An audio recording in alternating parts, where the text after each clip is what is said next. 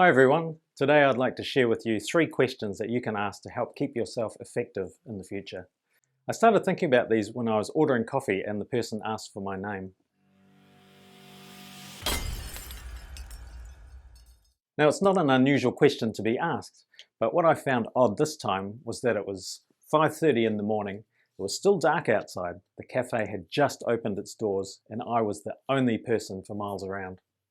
It got me thinking of how easy it is for us to just follow the process, the steps we've always done, without fully understanding why we're doing the process or what it is that we're trying to achieve. The intent of asking for a name, of course, is so that the right coffee gets to the right person when there's a crowd of people and there could be confusion. But that situation wasn't applicable. We should remember that the process only exists to achieve a purpose. It's the easy road to follow the process and do things the way we've always done them. I mean, why stir things up? Well, COVID-19 has set a new normal. It requires all of us to be as efficient and effective as possible.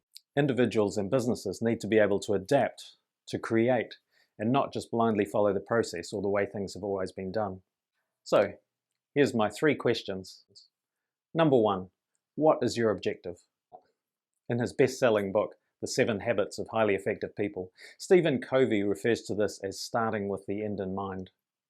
Once we're clear on what our goals or objectives are, what it is that we're trying to achieve, it's pretty straightforward to work out whether we're on track or not. We're either working towards it or we're working away from it. And these objectives can be any size. They can be the project or program you're working on, or they could be the objectives of the next conversation you're about to have. The second question, which doesn't get asked all that often, is what happens next. Whatever we produce, whether it's a design, a software application, a podcast, or even an answer to a question, it's consumed and used by somebody. How do they use it? Have we produced it in such a way that it's useful to them? I once needed access to a report for some work I was doing.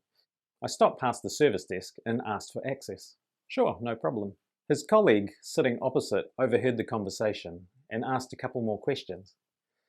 It turned out that in order to achieve what I was trying to, I needed access to 3 more reports. This person took time out to understand how I was consuming the report, and as a result was able to not just complete a task, but actually deliver value. The third question to ask is keep asking why. And I guess that's more of a statement than a question, but still. The why question can be as irritating as it can be helpful. And understanding the intent of why we're asking is important. We ask why for understanding, so we can adjust and get better. We shouldn't be asking it for accusation.